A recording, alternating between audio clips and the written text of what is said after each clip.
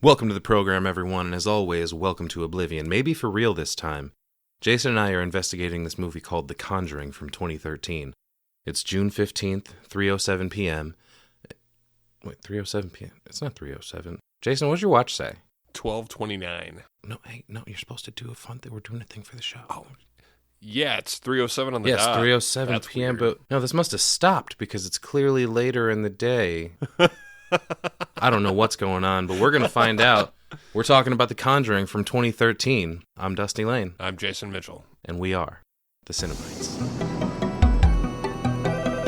Hello? I came for you. We have such sights to show you. It was an excellent day for an exorcism. I said, I'm not gonna hurt you. I'm just gonna bash your brains. I want to play a game. What's the boogeyman? As a matter of fact, it was. This is God. We all go a little mad sometimes. Haven't you? Put your brothers into the door! But sometimes, that is better.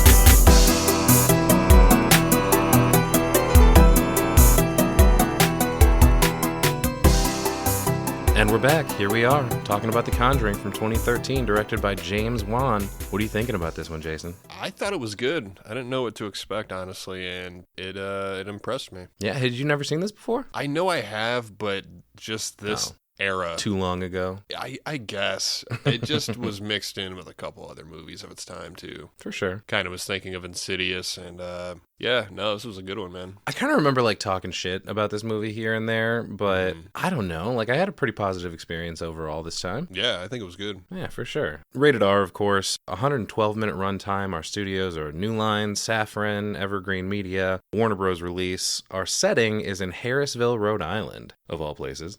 Rhode Island. And the plot of this movie is basically fucking Bathsheba comes up and she's like, this land ain't big enough for the 11 of us. And she wants everybody to piece the fuck out. I like your name. Bathsheba? Bathsheba. Oh, I definitely don't. Let's run through the cast list real quick here. Ed Warren and Lorraine Warren, played by Patrick Wilson and Vera Farmiga, which I kind of hate because they're just too damn likable for these unlikable real-life people. I thought they did a good job. They did a great job, and that's the problem. I gotcha. We got Roger, played by good old fucking Ron Livingston, dude. Peter. Hey, Peter. Hey, Peter, turn on Channel 9, man. I think he does a really good job playing a kind of little bit of a clueless doof to a certain point, but at the same time, a loving dad and clearly wanting to do what's best for his family and willing to put himself in a position to do that. Oh, yeah. Yeah. Carolyn, his wife, played by Lily Taylor, who ever since The Haunting, man, I just can't stand her face or her voice. I don't know what it is about it. I don't know. I kind of agree. She was good in this role, but I did not have high expectations. All I can say is she's fine because I can't look past the Lily Taylor of it all. Right. You know?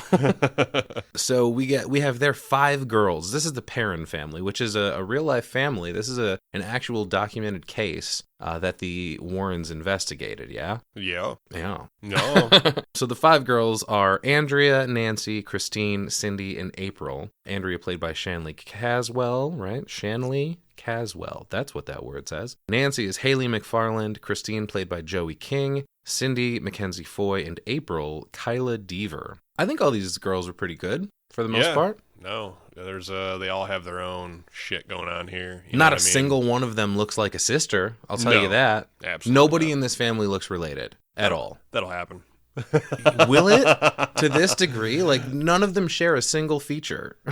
Yeah, I guess I didn't even really notice, to tell you the truth. There was so much going on in the movie that didn't even cross my mind. Yeah. We have the Warrens, tech guy Drew. He's pretty cool, played by Shannon Cook. Yeah, hell yeah. And then good old Brad, the cop. B-Rad. Toward the end, yeah. He shows up in his Mustang. He's all super cool. He's got quite the stash. He does. He's a 70s cop. Brad's played by John Brotherton. I liked him in this role. Yeah, hell yeah. Music and cinematography. Now, cinematography by John R. Leonetti. I think he killed it. Like there's plenty of great shots in this. Yeah. No, everything's really good. There's a lot of play with the camera behind the door. And... I think a lot of that comes through James Wan too. Right. So this is a situation of like, whose shots are these, James Wan's or John R. Leonetti's? Because I find a lot of common things through James Wan films, like the tracking shots and stuff. Right. There's one specifically toward the end of the movie that I'll talk about, but there's another one almost just like it, but to an extreme degree in Malignant. Right. But anyway, the music by Joe Bishara, who happens to also play the physical form of Bathsheba. Oh, no shit. Yeah. He was, he also did the music for Insidious, and he played fucking Darth Maul Demon, dude. Oh, yeah. Who, I guess his name is actually Lipstick Face Demon, which I'm not down with at all, so I'm calling him Darth Maul. Yeah, weird.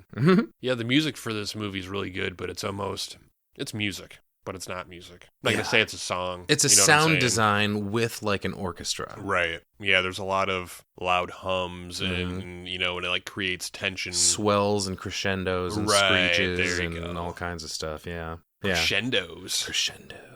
That's actually my first note when I actually started taking notes. Like the score starts in right away. Oh yeah, it's got the same kind of vibe as like the Insidious movies. Like that's another James Wan hallmark kind of thing, which I guess I should say is a Joe Bishara hallmark. But yeah, we open on Annabelle, the doll, and you're like, what the fuck? Did I put in the wrong movie? But no, this is a whole connected universe. This is the MCU of horror going on here. Which we have the Conjuring movies, the Nun movies, and the Annabelle movies are all interconnected, right? Oh, shit. Okay. Yeah. And it all pivots around the Warrens, basically. Holy shit. We will actually see evidence of that when we get into their first like lecture at the college hall, because they're reviewing footage of Maurice from The Nun. Oh shit. Yeah. Wow, got a lot to watch. It all connects, man. Right. So we open on Annabelle, but then there's two girls talking about how like they had this doll in their possession, no pun intended, but it's like moving all over the apartment. They're talking to the Warrens about this. This is the Annabelle case from 1968. Apparently this one girl, Camilla, got in touch with a medium and found out that a little girl named Annabelle Higgins, 7 years old, died in the apartment that they now live in. Shit, dude. So since they are sensitive, bleeding heart kind of nurses, they gave her permission to move into the doll. What the fuck are you doing? Hey, man. Good start to a story, right?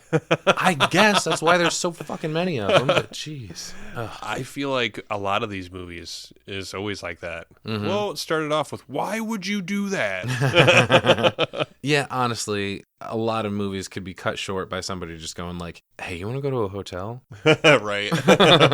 So these two come home from, I assume, some sort of swanky party by the way they're dressed. Right. And there's a miss me note on the floor. Yeah, I didn't like that. No, thank you. Because when they walk in, Annabelle's sitting on the floor of the hallway holding a crayon. And I was wondering, like, that's a weird position for a doll hand to be in. That can't be the position it's always in, right? Right. But apparently they left her in the spare room. But now here she is in the hallway holding the crayon. Yeah, the whole room is trashed. All the pictures are broken. There's like faces scratched out on the pictures. Yeah. It gives me like kind of Paranormal Activity vibes, kind of, because of the picture that has like the glass was broken, but under the glass, Mika's face was scratched out. Yeah. Right. Yeah, there's scribbling all over the walls and ceilings. It says "Miss Me" all over the place. And then, ooh, here we go, spooky. A crayon rolls in from the hallway. So naturally, Debbie throws the doll in the dumpster. Yeah, hell yeah. Why wouldn't you? I don't know. She also throws the note. But then it cuts to them sleeping in the middle of the night, and they wake up to this loud-ass, like, cop knocking on the door. Yeah, for sure. Banging on the door. So Debbie goes to open it, and there's a Miss Me note on the floor of the hall now. Oh, boy. But as they're standing there trying to fucking process that shit, boom, there's loud banging next to the door Camilla's standing by. So naturally, they ask the Warrens for help because fuck all that. And Ed says they can help, but listen, Annabelle's not real. She never was real. Lorraine basically steps in and says that it's something inhuman, and they say it tricked them into giving it permission to invest their lives. It's something demonic. Right. It wasn't possessed, it was a conduit, because demons don't possess things, they possess people. I'm putting extra emphasis on this line because I want you to remember it for a conversation we're going to have later. Noted. Okay.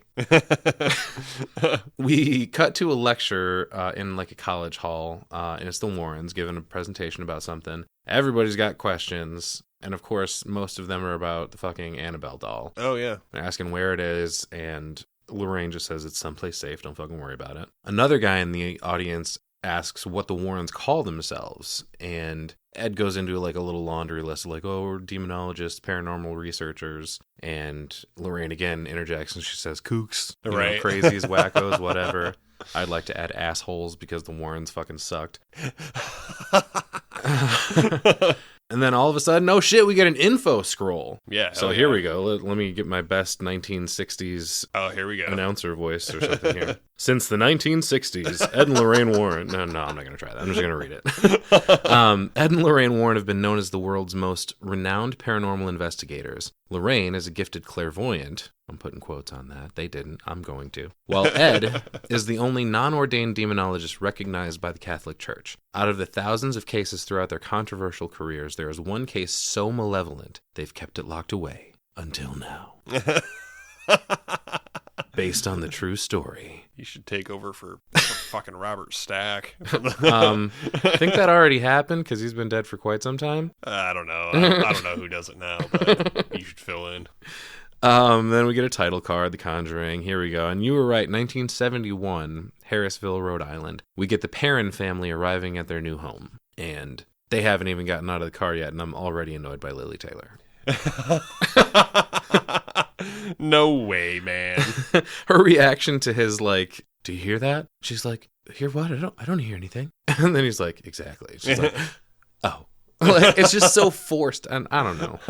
I didn't think she was that bad. Everybody's excited about this, and the little girl April wants her own room. Oh, April. Which, of course, she does. And then we get a feisty older teen coming up. This is Andrea, and she goes, do I not have a choice in that either? Like, meaning what room she gets. Right. Fucking double uh-oh. We get a dog that won't come inside. This is their dog, Sadie. Yeah, Sadie. Will not cross the threshold of the house. Red flag. Dog won't come inside. Yeah, you turn around, you pack everybody up, and you get the fuck out of there. Right there, right? Don't unpack the car. No.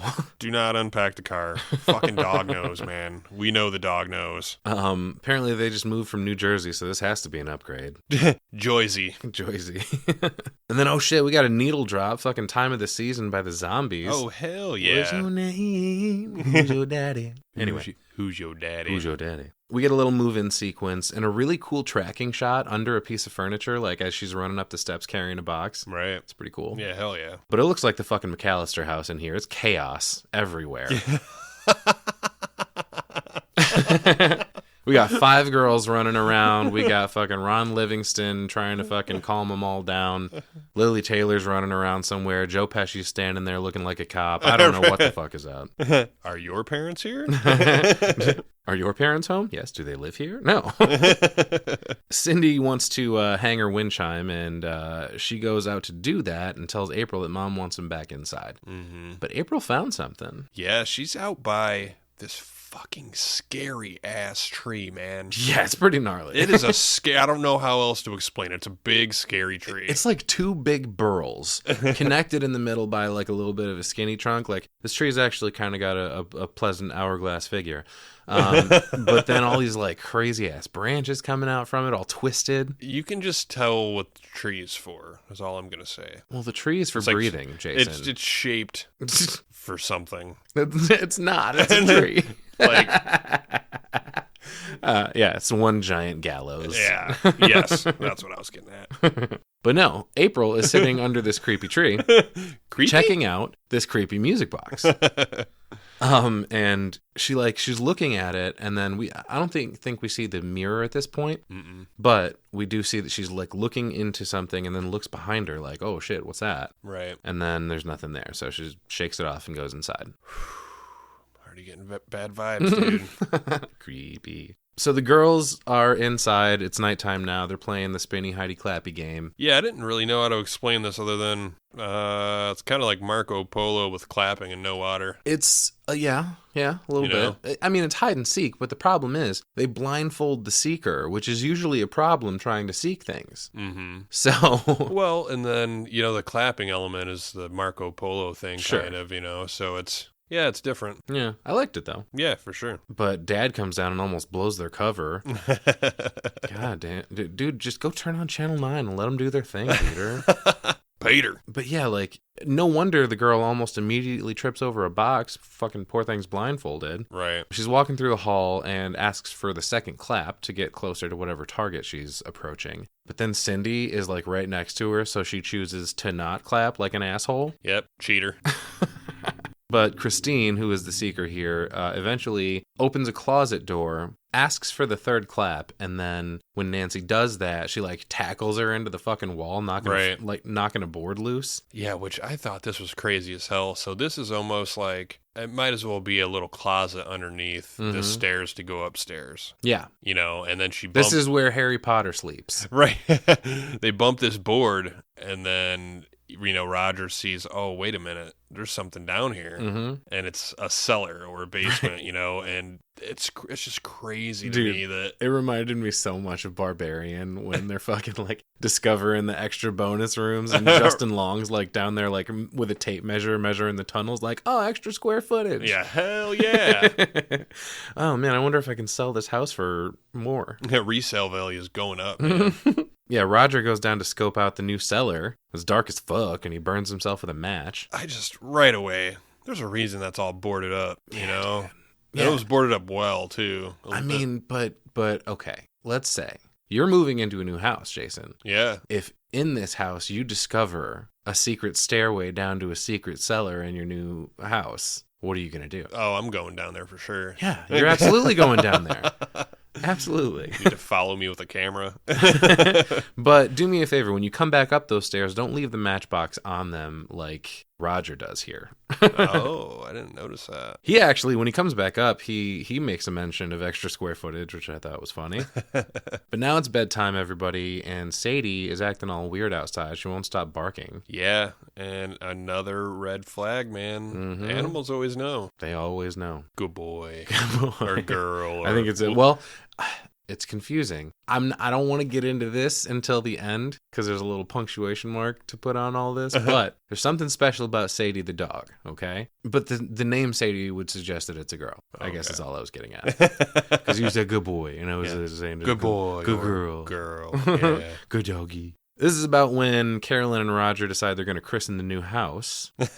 Hell yeah, man. And then we cut away. Boo. I like the shot of the house here. I'm getting big Amityville vibes, Oh, yeah, big time. Mm-hmm. Actually, I think that might be the thing that's referenced at the very end of this movie. I think that could be what they're talking about. Because if I'm not mistaken, that was early 70s as well, 72, 73, something like that. Yeah. And they said Long Island, so... Maybe that's where they're headed. Maybe. Yeah, that's the sequel. Get out of here. The Warrens here. at Amityville. Which reminds me, in Late Night with the Devil, when we covered that, Carlisle says something about, oh yeah, this is me investigating the Amityville house, and the Warrens declined my invitation. Oh, shit. So I don't know who's telling the truth. Is it Carmichael Haig, or did I call him Carlisle the first time? I definitely meant Carmichael. Shit, I don't know. The guy was a dick. Yeah. That's why I didn't remember his name. He sucks. And he's also dead now, so fuck him. In the morning, we get Mom waking up to some spoopy, creaky floorboards. Yeah. And she wakes up with a bruised-ass leg. Like, you guys are going a little too rough. That's what I was saying. You need a better safe word. Hey, Jesus. Although Lily Taylor was already kind of looking like a battered wife before the bruising.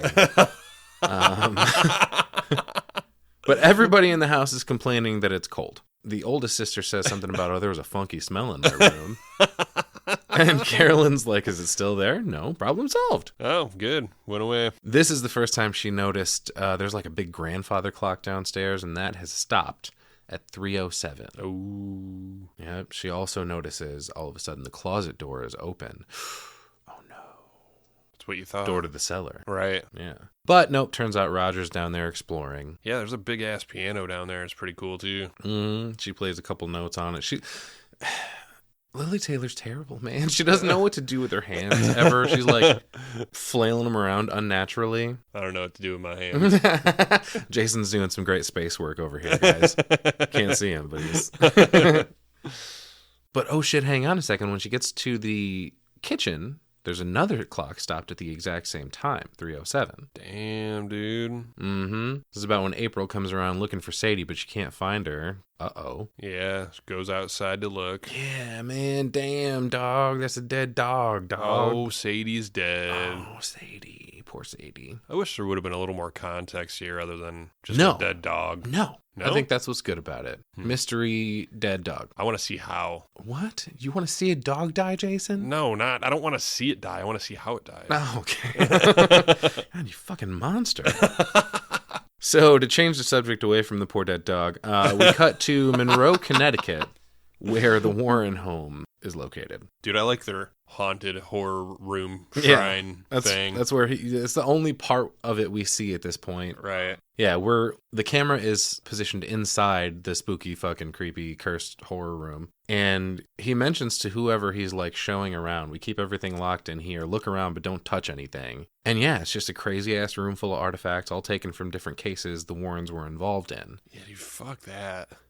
That's a bad. I mean, I understand because he says, it's better to keep the genie in the bottle and keep them contained. But then scatter them to the four winds and why have this like concentrated hub of evil in your house? Yeah, what if they all got out at the same time? Yeah. What if one gets out and starts letting the other ones out? Actually, I think one of the Annabelle movies is exactly that, and it's kind of dope. Yeah. So we should definitely cover that at some point.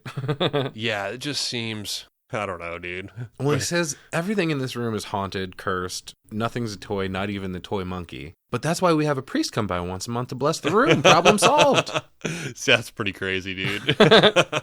Right. I want to get a room like that to do the podcast in. Yes. I think it will help the atmosphere. And maybe we can, if we were just possessed by something, they'll just speak through us and we'll do an even better job for you guys.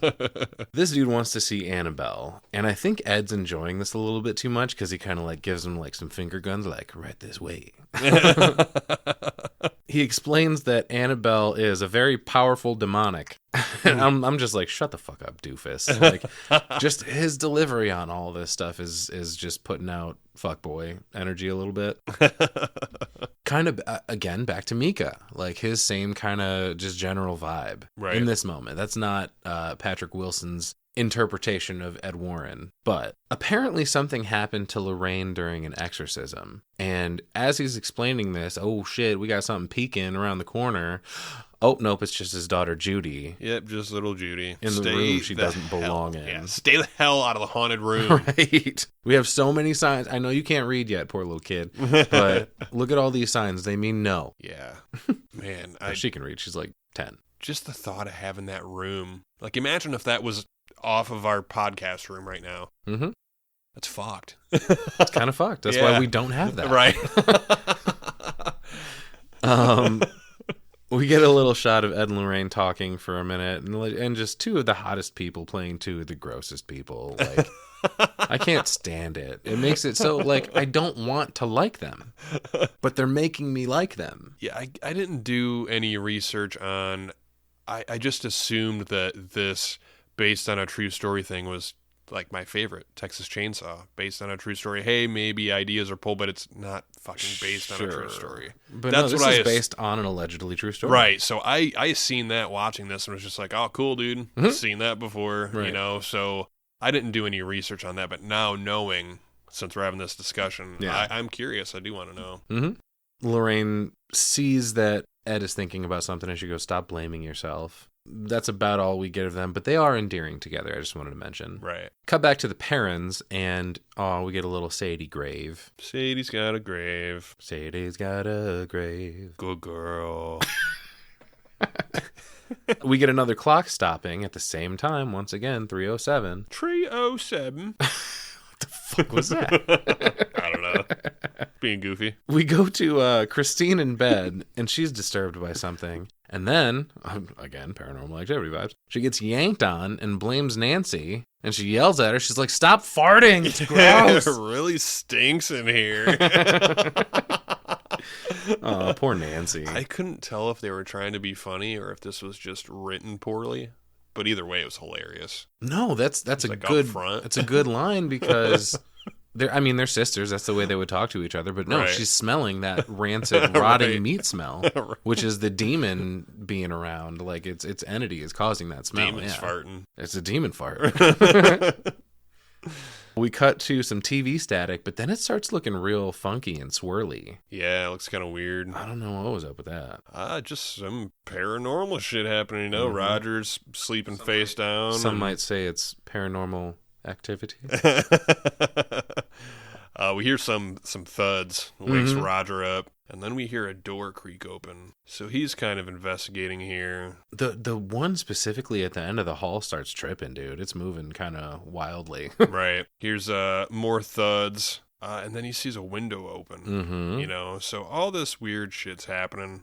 More thuds this time. You can tell they're coming from upstairs. Yeah. So Roger heads towards the stairs, and this scared the shit out of me. Andrea's standing on the stairs, Yeah. but because of the lighting, I thought she was a ghost or something. Ooh. Like I jumped hard. Oh, shit. Yeah, like, holy shit, what the hell was that? And you could tell he jumped too, Yeah. you know. Turns out the thuds he was trying to investigate was Cindy banging her head on the armoire. Yeah. There's like a wardrobe to Narnia in Andrea's room. And Cindy sleepwalking goes and just starts banging her head against Yeah. it. Like, what the fuck? What the fuck? Indeed. Roger ends up taking her back to bed, and the next morning, when Carolyn gets out of the shower, he sees another bruise on her back. Right. And he's like, "Hey, babe, you want to go do something about that, maybe? We can't keep having sex if you look like a Dalmatian." Like, he wants her to go see a doctor. Well, it looks pretty bad, you know? It does. It's awful. Yeah. Like somebody hit her with a bat. Yeah. He's leaving for work, and a pigeon flies into the house and dies. Yeah, holy shit. That's always fun. Couldn't see the house, I guess, right? I actually saw that happen to a bird one time, and it fell behind one of the HVAC units outside. Oh, Damn. man, it was rough. So the oldest 4 girls leave for school, but April, not old enough for school, stays home and hangs out with her new friend Rory. Rory. I wish they hadn't named it Rory, because that's one of the hardest fucking names to say. That and Aurora. Aurora. Sound like fucking Sadie.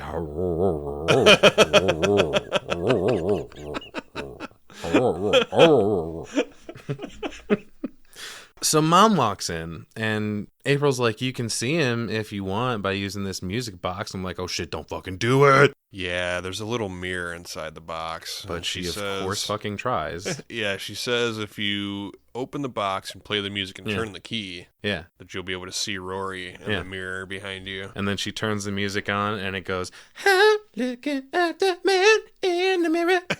No, it doesn't. Yes, it does. It was what played on the... No, it wasn't. But as Lily Taylor is looking in this mirror, we get this shitty little girl fucking jump scaring her for no good reason. Yeah, hell yeah. Thanks, April. Get her. But apparently Rory doesn't want Mommy to see him. So April has another idea. She wants to play hide and clap. She never gets to play. Fuck that. And guess who gets to seek? Carolyn. Yeah, you're right. Yeah.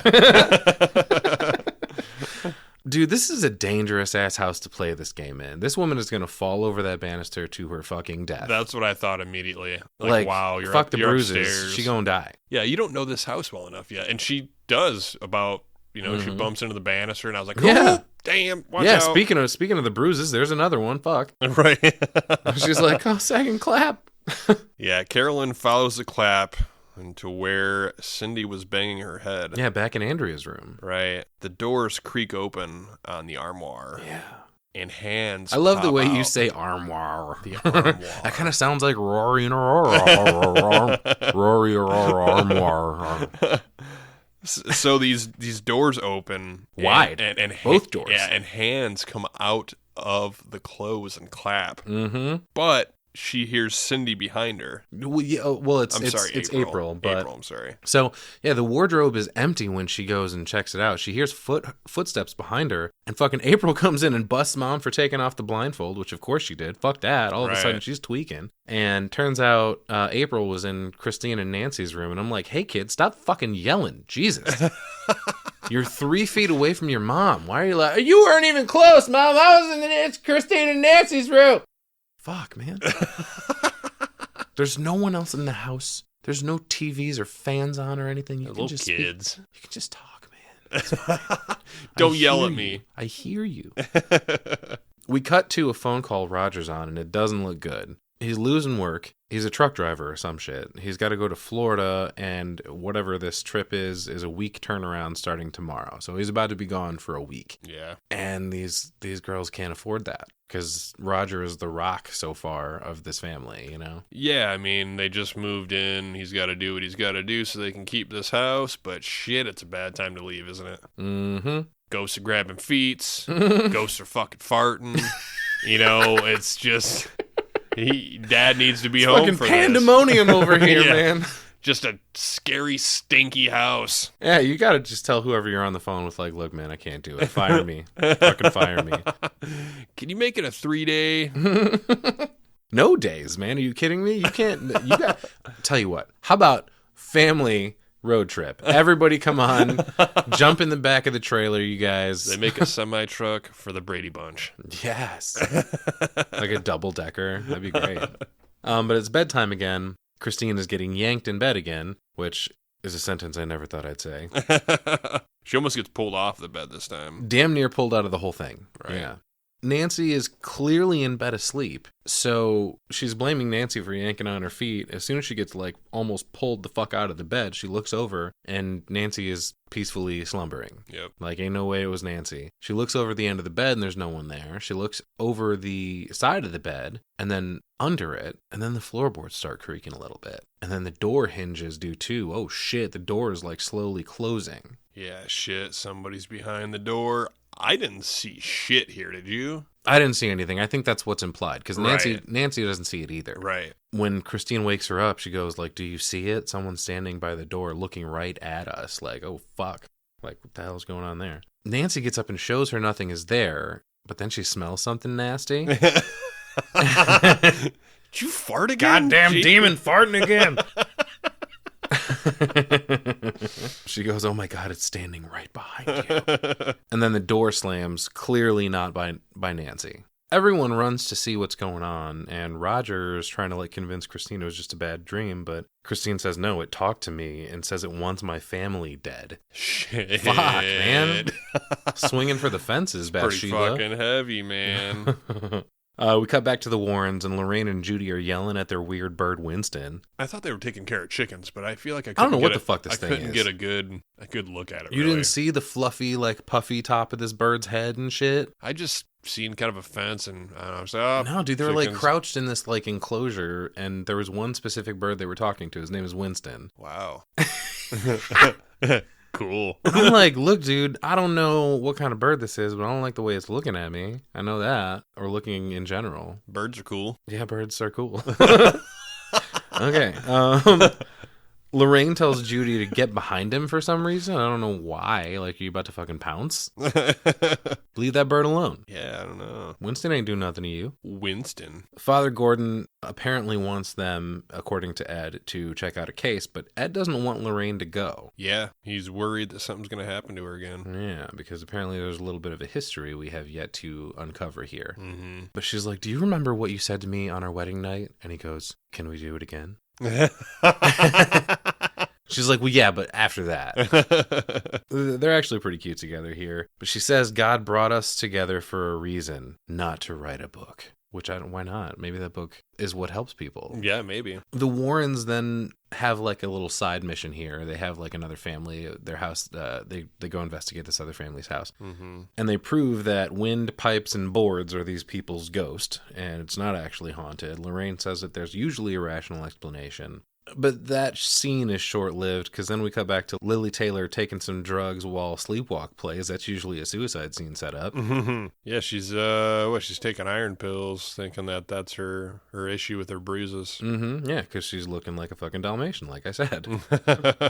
And while she's doing this, apparently it's past bedtime, but she hears girls laughing in the hall. She goes to check on it, and they're all still sleeping. Yeah, fuck that, dude. Mm-hmm. That's so creepy. She goes to specifically check on Andrea in her room, and as she's standing there staring at her, holy fucking shit, all hell breaks loose. Every single picture on the stairway smashes, and the glass shatters everywhere. We got, like, more giggling girls running around. None of hers. Yeah, no, everybody's None of the 5 of the girls. God damn, I just realized I have 5 girls. Fuck. I have 1 girls, and she's a lot. But the clock strikes 3, and then someone down the hallway claps. Oh, fuck. Yeah, Carolyn calls out, who is that? Mm-hmm. The cellar door opens. Yeah, and we got the piano from down in it playing in the distance. Just like a note or two, Mm-hmm. a couple notes. Yep. Carolyn goes to check, but then she gets smashed in the fucking face by the door and falls down the stairs. All of them. Yeah, and that's brutal too. Yeah. You know, there's no easy way to fall down the stairs. You know what I mean? No, I was there's really stairs. I was really surprised there wasn't like there's always a protruding bone when somebody goes downstairs. You know, so the fact that she just kind of dust herself off. She got super lucky. Yeah. She fucking broke her neck, you know? Right. But she's not lucky for long because a fucking ball flies out of the darkness, like out of nowhere. Yeah, like a kid's bouncy ball. Yeah, a kid laughs in the distance, and then there's fucking like the light bulb explodes as she's running up the stairs trying to get out. Yeah, she's stuck. She's screaming. She's got to see. Hey, here's one good thing about Lily Taylor. Her scream here is pretty decent. She's a good screamer. Yeah, That felt weird to say. I don't like it.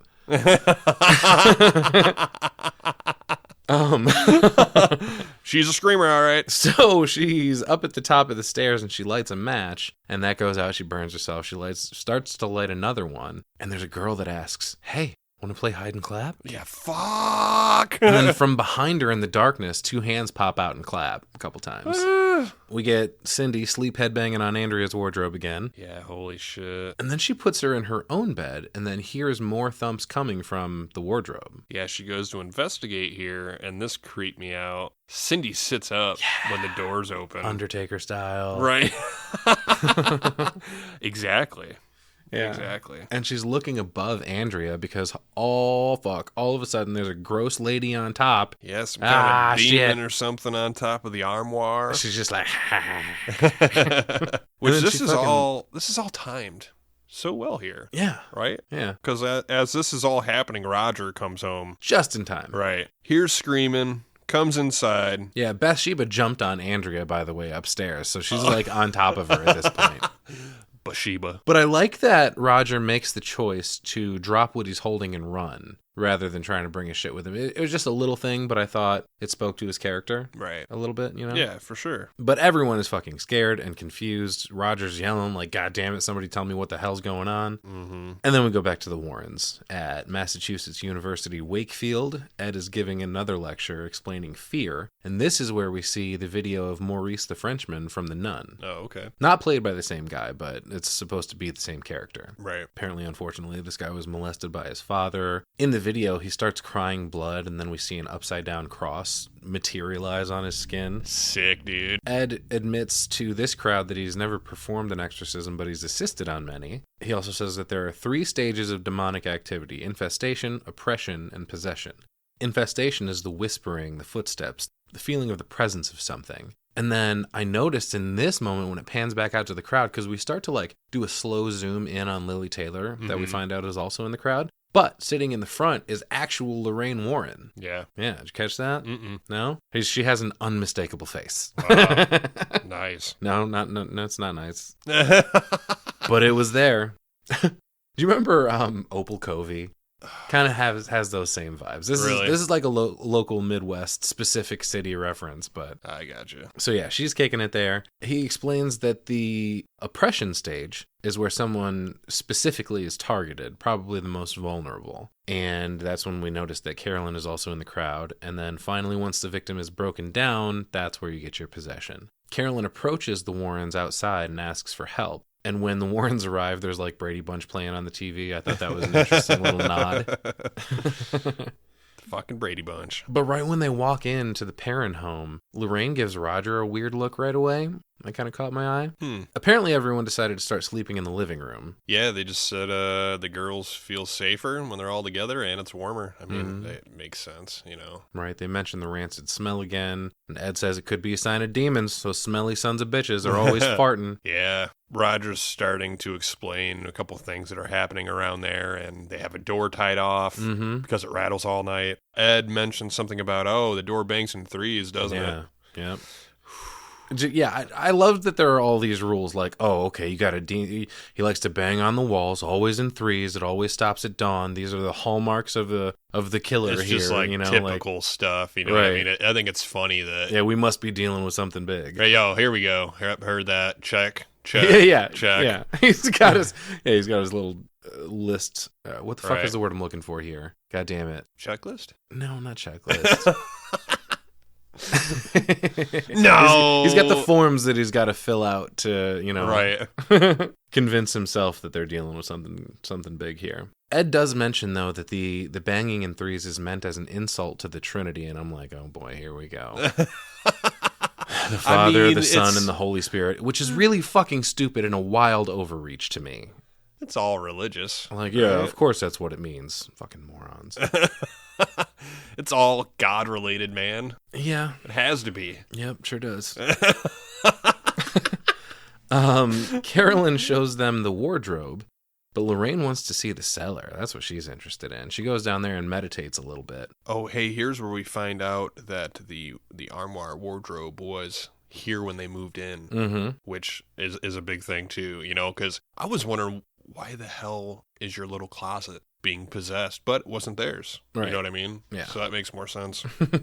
So while Lorraine is in the cellar doing her little meditation, she hears all sorts of screaming in her mind. Ed asks, I thought it was pretty funny. Ed asks, he's like, "Are you picking anything up down here, hon?" How do I tune you to a different frequency? But she's like, "No, something awful happened here, Ed." He asks the Perrons why they don't just move. And I was going to say, that's awesome. I love that because that's what everybody's thinking. Yeah. Just fucking move out, you idiot. But that's the thing, man. I mean, Roger says he doesn't know where they would move to. All their money's tied up here. Like, Amityville. Move to Amityville? No. It's like the same story, right. Well, we moved here. We got it for a good deal, but that was all of our money. We can't fucking move out. This is our house. Right. We go to, recorded audio interview time. Ed, starting a recorded audio interview, mentions the date and time. It's November 1st, 1971, and we've got Lorraine is upstairs talking to April, and she's asking about Rory. April apparently says he's always sad, but won't tell April what happened to him. This is about the time Lorraine tries her hand at the music box of horror. Yeah, dude, fuck that. No, thank you. It's a creepy-ass music box, man. It looks like a circus tent, and there's a clown popping up out of it. And then when Lorraine is looking into it, Rory appears at one point outside of like a set of French doors leading into the hallway. Mm-hmm. That was a little bit of a creepy thing. He's just kind of standing there, and he's only there on like one rotation of the mirror. Yeah. They go back outside. Lorraine goes to scope out the tree, and Ed joins her. I like that you can hear the rope creaking against the tree. Yeah, I don't like that noise. I really don't. And then Bathsheba's feet appear behind Ed's head. Yeah, wash your dirty ass feet. Yeah. Damn. Lorraine gets all wobbly. She can't take it. There's too much demon energy around here. The Perrons apparently got the house they explained through an auction from the bank. They have no idea who lived there in the past. I don't. It's just terrible luck, Yeah. But Ed says your house needs a cleansing, an exorcism. And Roger goes, "I thought that was something you do to people." And Lorraine says, "Not necessarily, no. But this is contradictory to what they said in the beginning of the movie because Lorraine specified that demons don't possess things, they possess people. Stupid Warrens." So make up your damn mind. Which is it? Yeah, I thought They weren't calling it a demon. What else were they calling it? I mean, it is a demon. No, they were talking about the doll. They were like, the doll was never possessed. It was a conduit so for it's the just demon. in between. I gotcha. Yeah. I gotcha. But either way, they're contradicting themselves, so fuck them. They say the dark entity is latched onto the family and leaving won't help. Right. And I kind of like, hey, you might want to get the kids baptized, you know? Well, Carolyn wants to get out of there, and Ed says, yeah, that isn't going to help. Lorraine, though, says that she's been seeing this dark entity that haunts their house and their land. We cut back to Bathsheba hanging in the tree for a second, but then she says when she saw it the first time, it was latched to Roger's back, and there's like a goofy shadow behind him. This was not a great effect for me. I thought it looked pretty good. Yeah. I mean, it looks like some kind of dark mist or something, you know, like a fucking ghost or something. Same thing happens to the girls in the living room behind them. Creepy. So apparently it's lashed onto their family, but I like the analogy that Ed uses here. He goes, sometimes when you get haunted, you know, like you do, it's like stepping on gum and you take it with you. It's nice. Yeah. I like that. But there are apparently a lot of spirits here, but Lorraine says that there's one in particular she's most worried about because it's so hateful. But if we're going to do an exorcism, the church, of course, has to authorize it. We've known this since 1973. Don't correct me and say it's 1971. Wait. And yeah, Ed asks if the girls have been baptized. This is another kind of annoying part. Like, I don't know, just help them. If you believe, then you can drive it away. And maybe it will help their belief, like regardless of if they're church-going people, which they're not, Roger admits, right. And no, the girls aren't baptized. And he's like, well, you might want to rethink that. Like, maybe. I mean, yeah, dude, there's a demon in the house latching on to your kid's back, and it's satanic. I think, the answer would be something. What kind of demons aren't satanic? That's what I'm saying. It's all correlated. The crosses, and you know, whether you believe or not, you have to. I feel like something like this would make somebody religious. Yeah. You know, hey, I don't believe in this shit, and all of a sudden, hey, here's some devil shit. Mm-hmm. Well, fuck. Yeah. You know. Yeah. Kind of forces your hand a little bit. Right. Ed says whatever's here isn't going to like us because we're a threat. We're kind of the shit. We're a big deal. I think it's no different than the priest coming in for the exorcist. Mm-hmm. You know what I'm saying? All of a sudden, Regan's like, fuck you, priest boy. You know? We get a kind of a sad little cut to Lorraine and Judy. Apparently, Judy got Lorraine a present. Cute little locket. Mm-hmm. She's going to wear one, and Lorraine gets to wear one. And she mentions, I miss you and Daddy. And I'm like, oh, what the fuck? They're like always traveling around so they never see their kid. These lockets are weird, though, dude. They're pretty weird. They look nice, but she mentions that they got it at a church garage sale. And you would think with the Warrens knowing, I don't know, some weird old stuff from a church, you don't know what's attached to that shit, dude. You know, I feel like they would have been like, Well, if there was something attached to it, wouldn't Lorraine have got a sense of that? Ooh, okay, maybe. When she touched it or put it around her neck? Right. I don't know. But I got sad about that I miss you and Daddy thing. Aw. Ed comes in, and apparently Carolyn's voice didn't record on the interview when they were taking it. Yeah, that's weird. Ed's voice did, but we also get the information that Lorraine has been doing research on the house. Oh, she got the dirt, dude. Apparently it was built in 1863, right in the middle of the Civil War, holy shit, by a man named Jedson Sherman, who was married to Bathsheba, okay? Now, she's also related to Marytown Estey, which is one of the women accused of witchcraft during the Salem trials. Dun, dun, dun. Holy shit. Apparently they had a baby, and then when it was 7 days old, Bathsheba tried to sacrifice it in front of the fireplace. Cool. After she did this, she then ran out to that tree out by the dock, proclaimed her love for Satan, cursed anyone who tried to take her land, and then hung herself. Time of death? Trio 7. Yup. Wow, dude. Yeah. But that's not all, man. Don't say wow, dude, yet. Some lady with the last name Walker in the 1930s had a son named Rory. Oh, fuck. Who mysteriously, quote, disappeared in the woods.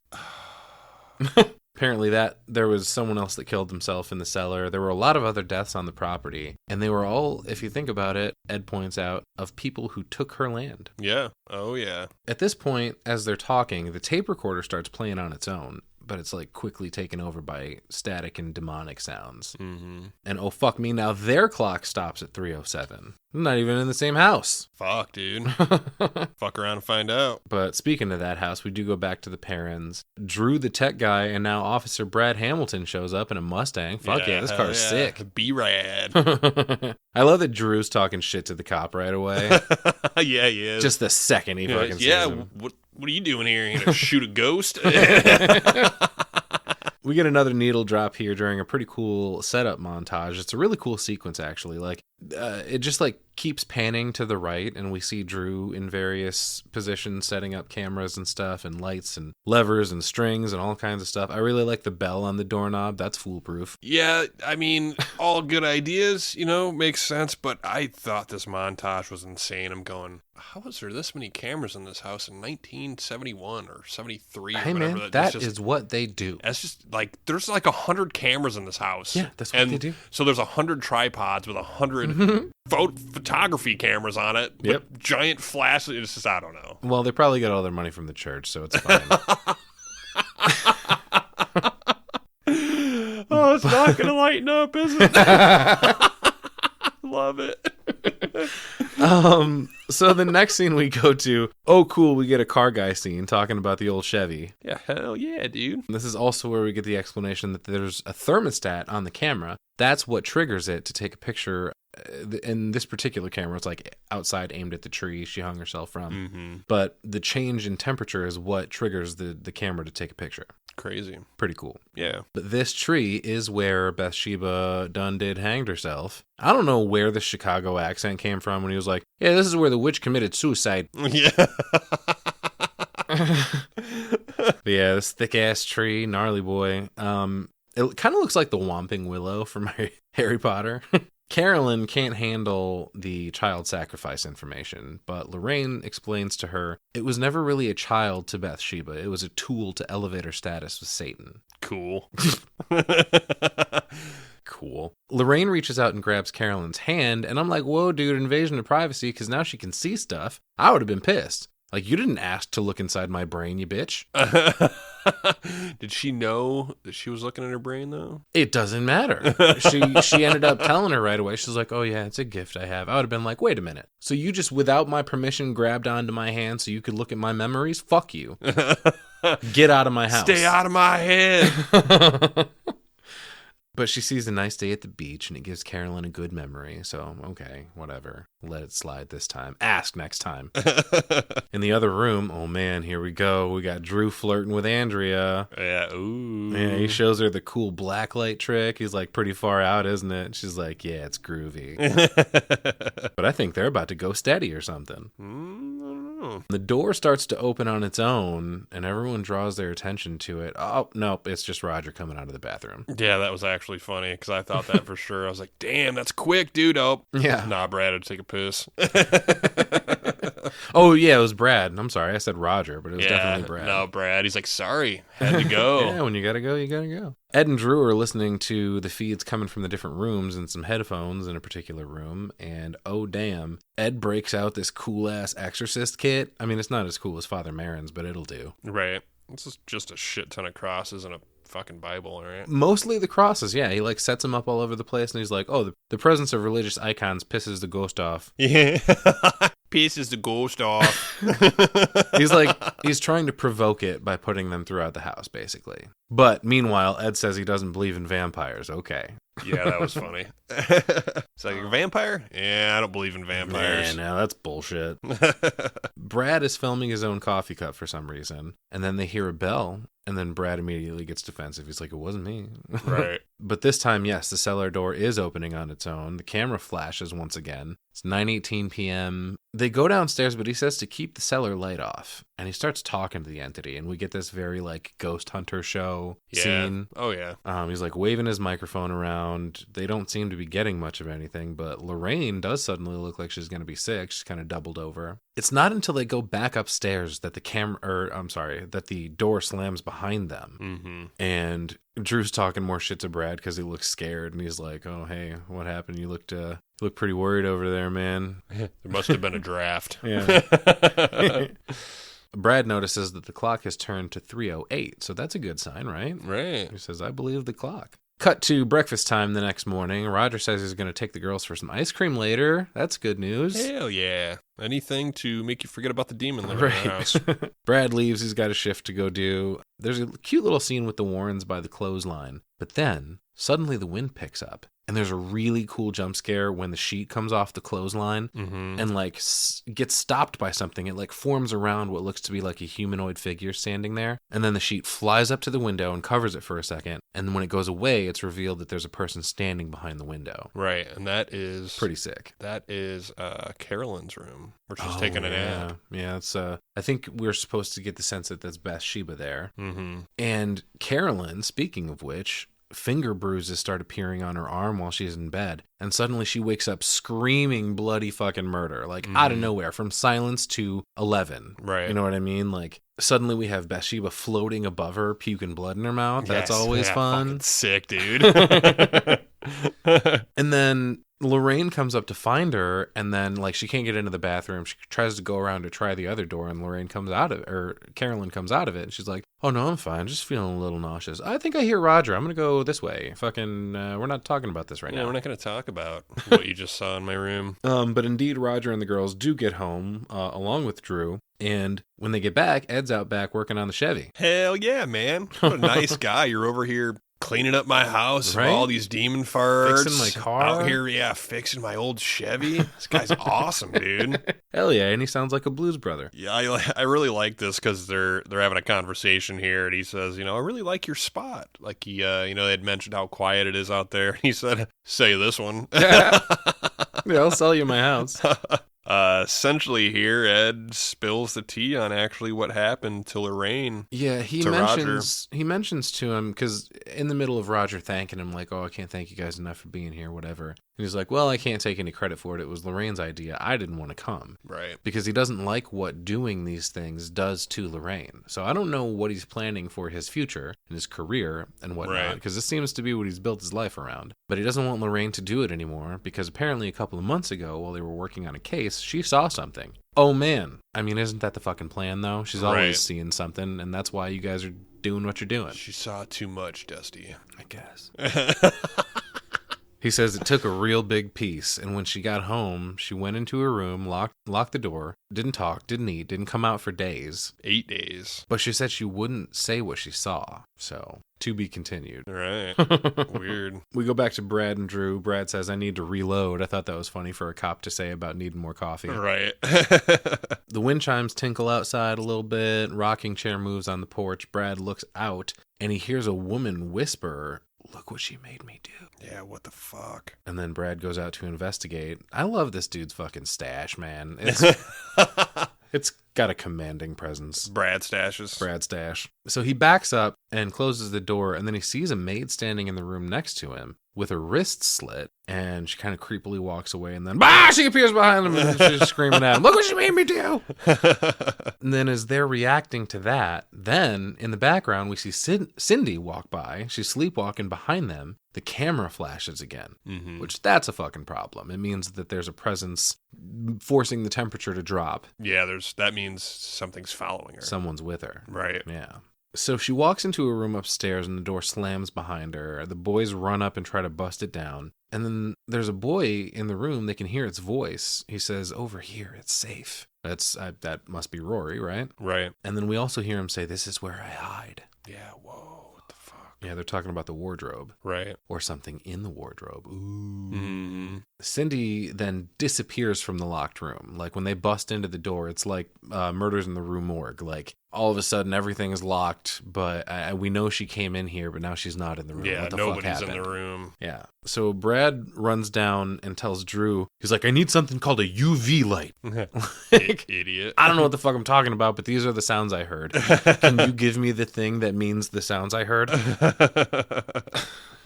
Suddenly we can see everyone's breath in the room. Yeah, Oh, I saw shit. that too. It got cold as fuck in there. Ed starts looking around with the black light, finds handprints on the inside of the armoire, and turns out the back of it slides open into a hole in the wall. What the fuck? There's a hidden space behind it where we then see Cindy passed out in the corner of. Right. So April says that's where Rory hides when he's afraid. So naturally, Lorraine then crawls in. Right, and it's weird in here. You know, there's a couple shelves, some toys. I'm guessing this is where little Rory hid out when family life was fucked up. Yeah. You know? Mm-hmm. That sucks, dude. Which, after they take Cindy out and Lorraine crawls inside, there's a space on the shelf inside that hidden area that doesn't have any dust on it. And oh fuck, it's in the same shape. It just so happens to be the same shape as the music box. Oh, shit. I didn't notice that. Okay. Yeah, she actually asks for the music box and puts it back on. That's why she did that. The uncovered dust spot. She was making sure it fit there. Like, well, wait a minute. Either that or putting it back so that it's like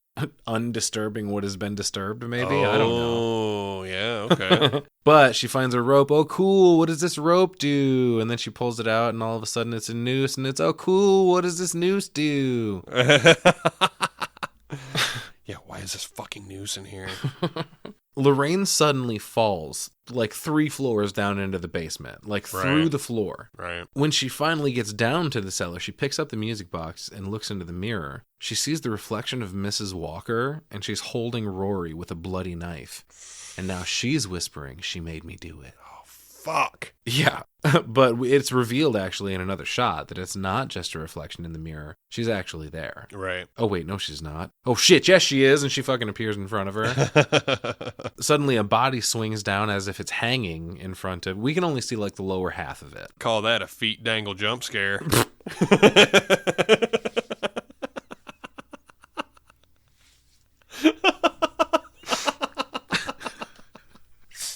Is that what they call it? That's what I call it. A feet dangle jump scare, y'all. You heard it here. So the body swings down, but then like the swinging stops, right? Only for the body to then turn around and start floating toward Lorraine. Oh, fuck me. Shit. And as she's running away, I thought it was hilarious. Her necklace gets like snagged. Speaking of Late Night with the Devil, kind of the same thing. The necklace getting pulled by an unseen entity. Right. It breaks off of her. And then when she finally comes back upstairs, she says to Ed that Bathsheba possessed Mrs. Walker to kill the child, and she's doing the same thing to Carolyn. Yeah, she visits Carolyn every night, and she's feeding off of her. Mm-hmm. And as they're talking about this, the cross falls off the mantle. Yeah, there's like a crucifix on one thing that kind of just like falls on its face. Mm-hmm. It was one of them that Ed had set up, and yeah.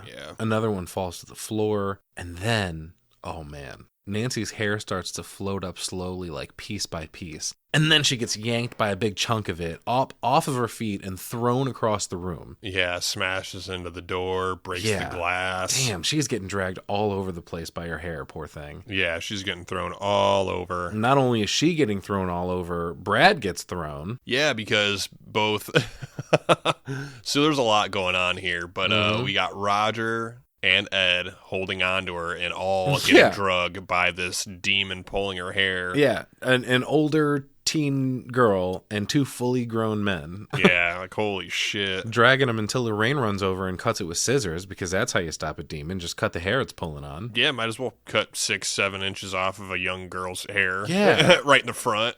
Man, she's having a rough day. After all this, we see Drew standing there holding the camera like an assault rifle. Like, did you get it? Oh, I got it. So, speaking of the camera, they're going to send this footage to Father Gordon to try to get approval for the exorcism, right? Ed says he'll be back, but doesn't want Lorraine to come back, however. But Drew will stay with you guys in the meantime. Lorraine at this point goes to scope out the dock, and then a body floats through the water of an alive girl. Oh shit, not just any alive girl, it's her daughter, Judy. Judy. Fuck. Lorraine immediately calls her mom to check on Judy, because she thinks it was a warning. This is about the time that, I should say, when she calls, she does get confirmation Judy's fine. Right. But yeah, she thinks it was a warning. And the Perron family then goes to stay at a motel. I could already tell Carolyn was being kind of weird here. They all get out to go in, and Carolyn's sitting in the passenger seat of the car, kind of staring. Ooh. She's got some weird... She's starting to act strange, you know? And like Hereditary vibes, like Annie sitting in the car? It's you know, the three things that Ed was talking about earlier. Ooh, infestation, oppression, and possession. Yeah. We're at the Ooh, oppression. I remembered a thing. Yeah, we're at the oppression stage here. Oppression. She's the oppression. Let me see your oppression face. Your oppression impression. So they're talking to them being the Warrens, talk to the priest. They're reviewing the footage. And he says this isn't going to be easy because, hey, the kids aren't baptized, okay? We can't be just exercising unbaptized babies. Can't just be helping people that aren't part of our group. No, you know? we can't help out. Yeah, exactly. And the family aren't members of the church, so no, fuck that. The approval has to come from the Vatican. But he says he's never seen anything like this. How easy is it to just be like, oh, let me just call the Vatican real quick and make sure it'll probably... I don't know. How easy would it have been in 1971? Well, I that, mean, that long too. distance, sure, but I'm just, hold on. Let me send in this. You might have a 4-week processing time. You know, like, what the it's just fucking weird. Yeah. They have a special red phone at the fucking Vatican. Somebody Dude, probably. sit next to it. Yeah, it's the Pope phone. We see a bunch of pictures with like orbs floating around them. We see Rory behind Cindy in that one when she's walking up the stairs. So the priest says he'll push it through. And we cut back to a rainy night at the Warren home. And Judy's sleeping in bed, right? This is fucked up. The locket begins to sway back and forth wildly. And so is the one back at the Perron home. Yeah, the one that's still in the cellar. They're like matching energies. Yeah, what the fuck? So, turns out you were onto something about that church yard sale That's or what whatever. I'm saying, dude. Like how is... Yeah, so essentially, because they both have one's at the house and one is at the Warren's house in Judy's room, then Judy gets pulled Right. by the demon by her foot. Yeah. She Whoa. gets yanked on just like Christine, just like Katie Featherston.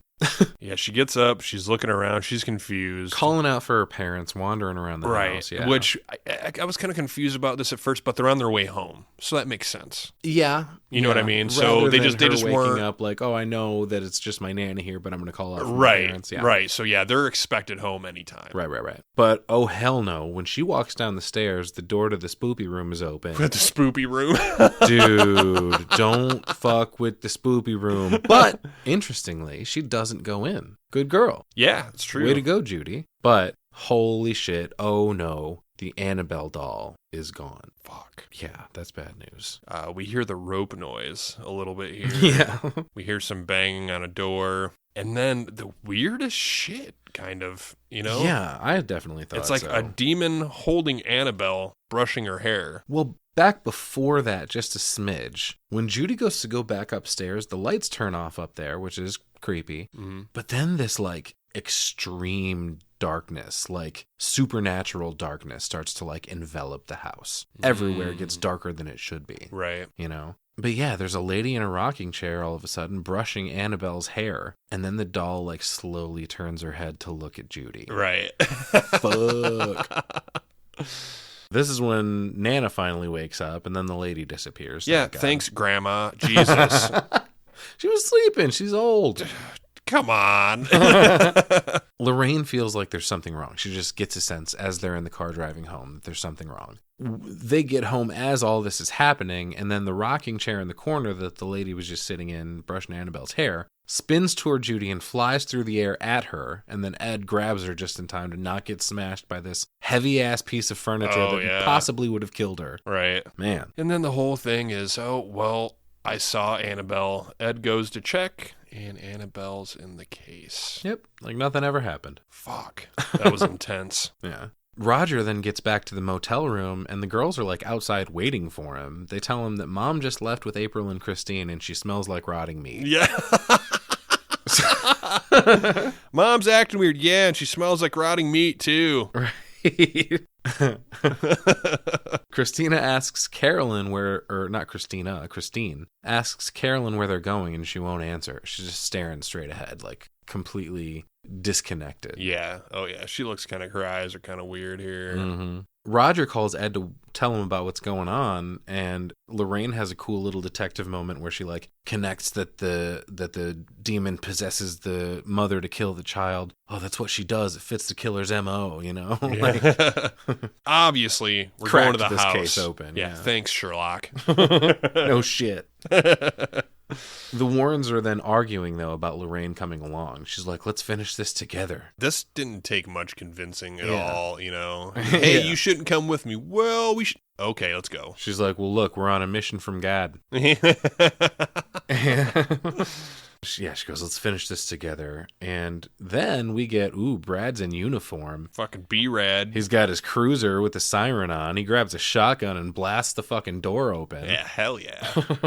When Ed, Lorraine, and Brad get to the house and go into the basement, Roger and Drew are already there, struggling with Carolyn, who's holding a pair of scissors. Yeah, trying to sacrifice her youngest, I guess, right? Yep. They decide they're going to take Carolyn to the priest for the exorcism, but suddenly they can't find April. And when they get to the door, Carolyn starts blistering all over her body like Bathsheba doesn't want her to leave. Yeah, it was really weird looking. Like her neck was getting blotchy, and then her face, it almost looked to me like the noose was around her neck. That's what I was going to say. Specifically around like, her neck, there's like a ligature mark, right, as if from a rope. And then her face is turning like a red and purple, like, yeah. But there are almost like burny blisters on other parts of her skin, too. Bunch of weird shit happening. Yeah, say she can't leave, which will kill her. Yeah. And to prove that point, she's then yanked back into the house, like, fast as fuck. Drugged down into the cellar, dude. Yeah.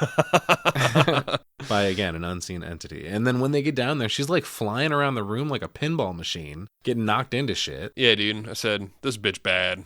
You know? She is going through it, man. Yeah.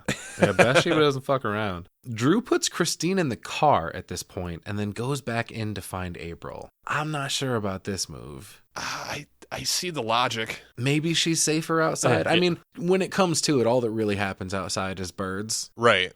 He's essentially like, well, all the bad shit's in the house. If you're not in the house, maybe. Okay. But then you're just leaving her vulnerable to all the real world threats. Yeah, you don't want to leave her alone though, too. It's a weird, you know, what's the right move? Right. So Carolyn's inside choking Ed. And Roger gets thrown across the room. Brad comes up to try to help, and Carolyn bites him on the cheek and tears a fucking chunk out of his jaw. Yeah, hell yeah. Woo-hoo-hoo! Ouch, B-Rad. So they tie her to a fucking chair covered in a sheet. Yeah, they essentially just tie her face. Yeah, and Ed is like realizing in this moment that they're not going to be able to get Father Gordon to come down here to do the exorcism. So he realizes he's going to have to do it himself. Yeah, pretty much we got to do it now. We can't wait. And Roger's like, hello, you're not a priest, though. You said we needed one of those, and you're not, so... Oh, he's kind of like, you got a better idea, dude? Yeah. But Ed refuses to do it with Lorraine there. She says that this is why we were brought together. We're on a mission from God, again, essentially. Once again, don't be here. All right, let's do it. Yeah. Zero convincing required. Right. And then, oh snap, Ed pulls out his fucking thick-ass cross out of his shirt. Here we go.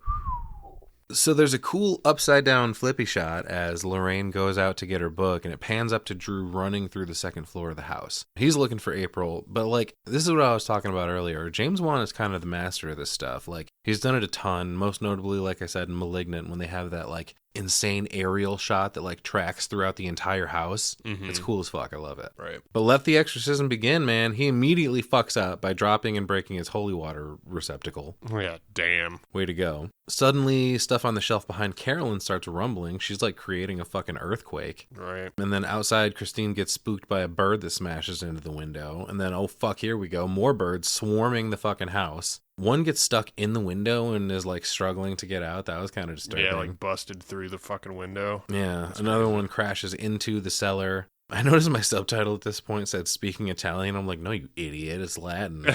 Close, I guess. It has some of the same letters in it. Gorlami. Carolyn vomits a bunch of blood into the sheet on her face, which that's, wow. Sick. Pretty striking. Fuck yeah. Roger wants him to stop, and Lorraine runs over and she goes, understand this. We are now fighting for her soul. Warrens versus Bathsheba, round 1, fight. I like the bag or sheet or whatever the fuck you want to call it that's over Carolyn's head here. Mm-hmm. Like, kind of splits, and her face is peeking out. Yeah, because Ed commands the entity to reveal itself, and it does. It doesn't look like Carolyn for a second. Oh, no. It looks fucking crazy. It doesn't look like her at all for a little while after this, I think. Yeah. Mm-hmm. Drew upstairs starts tearing into the floor for some reason. I'm not sure where he got that idea. So what it was is but it when turns out to work. He was in the kitchen, he was on the second floor, then he was on the first floor. He could hear noise coming from underneath the kitchen floor. Right. And there was just no logical space. He just like knew it was April. Yeah. So he just start busting through. Gotta get the fucking kid out. Here we go. Yeah. Which Think I'm outside like, the box. they're in the middle of moving into this house and you're tearing up the floor. Right.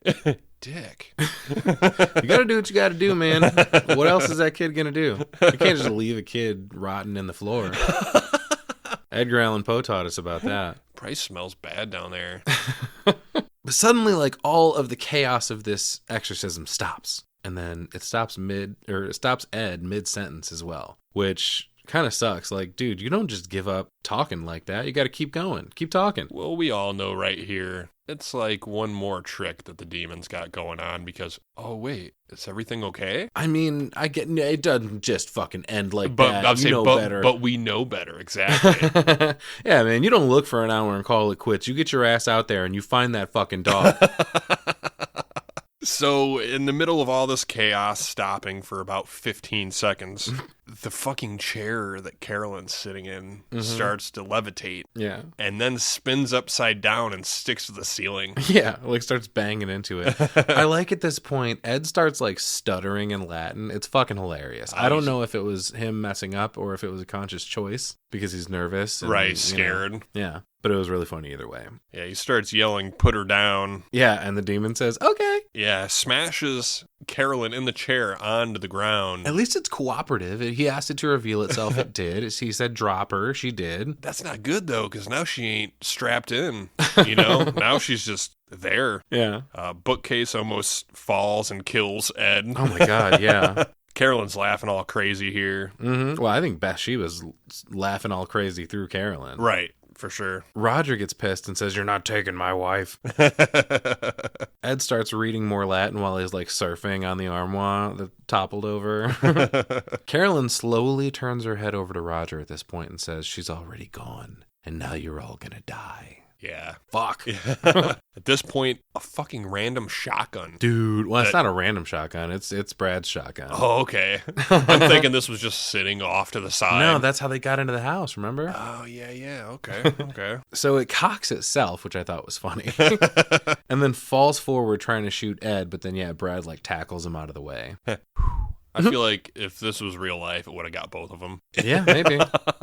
It's a shotgun, dude. You gotta dive out of the way of a shotgun spread. Right. Suddenly, Drew yells out that he found April. He's like, she's under the house in the kitchen, which of course tells the demon exactly where its target is. Good job, dude. Right. Carolyn, immediately on cue, gets up and grabs some scissors and goes off to run to find April. Scurries into the wall. And she does get to her before anyone else does, too. And they try to, like, reach through the walls to stop her, but they can't reach. Ed calls out and tries, he calls out Bathsheba's name, and it actually does stop her, right? Which is interesting. He goes, by the power of God, I condemn you back to hell. And then Lorraine reaches a hand down and touches her head, and it seems to snap her back to Carolyn. Yeah. She's like yelling, this is your daughter, like, stop this. Yeah, it's that same view we were talking about earlier when she touched her hand, and she could see, like, the family vacation or whatever scene. Yeah. That is the scene that plays in Carolyn's head when she touches her to bring her back, I guess. Mm-hmm. Yeah, they're trying to convince Carolyn to fight from the inside, and it is that memory of her family that brings her back, yeah. So after all this, mother's love will save the day, huh? Yeah, turns out. After she vomits out a bunch more blood, of course. And her face at this point, after she vomits, and she's got the evil out of her, her face slowly turns back to itself. Right. And then suddenly it's morning, and the family limps out the front door. Carolyn's all banged up. This ending seems too abrupt for me. It all seems a little too easy, you know? Yeah. Yeah, let's finish. I don't want to talk about the ending before. There's only a little bit left. Yeah, sure. So another cop car brings the rest of the girls back, and Brad's poor face, man. He's holding something onto it. Drew comes up to talk some more shit for the road, you know. He's like, did a draft do that to your face? But it's cute. They're buddies. Yeah. We get some triumphant music swelling over everything, and April comes up to the Warrens and gives Lorraine her locket back. This is basically the culmination of everything. Oh, happily ever after. Everybody's all good now. I love the shot of the family huddled on the ground together. Yeah, it's a nice heartfelt moment between each family. And specifically, yeah, like everybody's had those moments where you got something real fucked up you're going through, and what better a reaction than just huddling together on the ground? Right. You know? We Meanwhile, Ed and Lorraine are huddled up with each other, and so are Drew and Brad to a certain extent. But any dang way, back at the Warren home, Lorraine says she's going to call Father Gordon and tell him what happened. Meanwhile, Ed puts the music box fucking circus tent thing on a shelf in the spooky room. And then we learn that the Vatican approved the exorcism. Nope, just in time. God damn it. Oh shit, though. Sequel setup. Apparently there's a case in Long Island. What might that be? We end this with an Ed Warren quote. And let me see if I can do justice to this here. We got diabolical forces are formidable. These forces are eternal and they exist today. The fairy tale is true. The devil exists. God exists. And for us as people, our very destiny hinges upon which one we elect to follow. I'm Abe Froman, Sausage King of Chicago. Da Bears. The music box plays as we pan back toward the Annabelle case, and there's a zoom in on the music box. And then the music and the mirror both stop, and it cuts to black. Yeah, and then we get a couple real-life photos, or what appear to be real-life photos of... Allegedly. Right. Yeah, the Perron family and the Warren family in real life, yeah. I felt really good about this movie until the ending. Yeah? And it's not that it ruined anything, but I'm watching a horror movie. I don't want this happy, feel-good, everything's fine ending. I mean, generally speaking, most movies end with that everything's fine ending, Jason. I just didn't feel it. I wanted bad. We had plenty of bad, man. You have to have a little bit of good. You can't enjoy the rain without a little bit of sunshine, Jason, okay? I just too happy for me, I guess. Well, I'm sorry. I'll try to fuck up your day before you leave here. How's Thank that? you. So I wanted to mention in the credits here, we see that, yes, indeed, Bathsheba was played by Joe Bishara, we mentioned, and Sadie the dog was played by Dusty. Dusty the dog? Dusty the dog. Oh, was cool, Sadie dude. the dog. That's I cool. know. I almost feel immortalized. Dusty. I did notice at the end, too, there's a song called In the Room Where You Sleep that was apparently written by Ryan Gosling and Zach Shields. Ryan Gosling? What happened there? I know I'm going to need to look a little more into that. Weird. But that's our movie, guys. The end. Fini. The end. We're done. I think it was a good one. Yeah? It kept me entertained. Sometimes that's hard to do, you know? I would say that's a safe way to put it. Yes, I was definitely entertained. Yeah, I was on the edge of my seat. There was a lot of good moments in it. I said yeah, everything plenty. I wanted an evil ass ending with what was happening. I was not okay with the ending. Like I said, it was too abrupt. It was too easy. And it just seemed like it left me wanting something. Not bad. I didn't necessarily want bad, which, I mean, it did throw in at the end the inclusion of, oh, we have another case kind of a thing. So it's not necessarily the end. We hear the music box doing its thing. Right. We know Annabelle's still a factor, you know, all that kind of stuff. So there's still evil in the world, dude. Don't worry. Okay? But for now, this case has been solved. Right. Good for the Perron family. So at first I gave this one 5 out of 7 demon farts, but I think I'm going to give it 5 out of 7 feet dangle jump scares in honor of how much that made me laugh. I'm glad you enjoyed that. Yeah, man, I still don't like Lily Taylor. I'm sorry. I don't think she'll ever do it for me, but the rest of the cast kind of brings it. And I'd say this is in the upper percentiles of like a possession movie. Yeah. Like there's great shots. The music is great. There's obviously lots of potential for the series it turned into. So, I mean, it's definitely more good than bad for sure. Right. I'd say a safe distance over halfway for me. Yeah, I'm really interested to see how the rest of the series goes. Mm-hmm. To tell you the truth. I mean, I would say that this and the rest of the series, for the most part-ish, it gets a little dicey on some. Some are really good on the other end of that. So, I mean, it's a solid addition to your collection. I would recommend going to at least check it out, if not buy it. You know. Yeah, hell yeah. Yeah, for sure. Any other thoughts to finish us up? I don't think so. All I right. think this was a good one. All right, cool beans. Well, it sounds like that's going to do it for us. Thanks for tuning in, everybody. We had a great time. We hope you did too. As always, if you would like to get a hold of us, you can do so at cinebytespod@gmail.com. Follow our socials if you please at CinebytesPod on Facebook, Twitter, Instagram. Man, it's so hard keeping track of all these. TikTok, we got a YouTube going on out there. And if you feel so inclined to support the show, you can do so at cinebytespod.buzzsprout.com. As always, everyone, remember, dreams are fleeting. Only nightmares last forever. Follow your nightmares.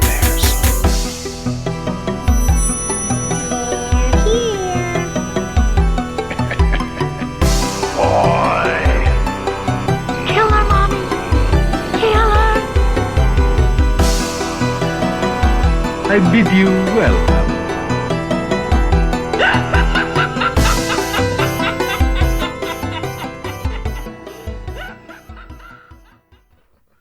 Quit farting, Dusty.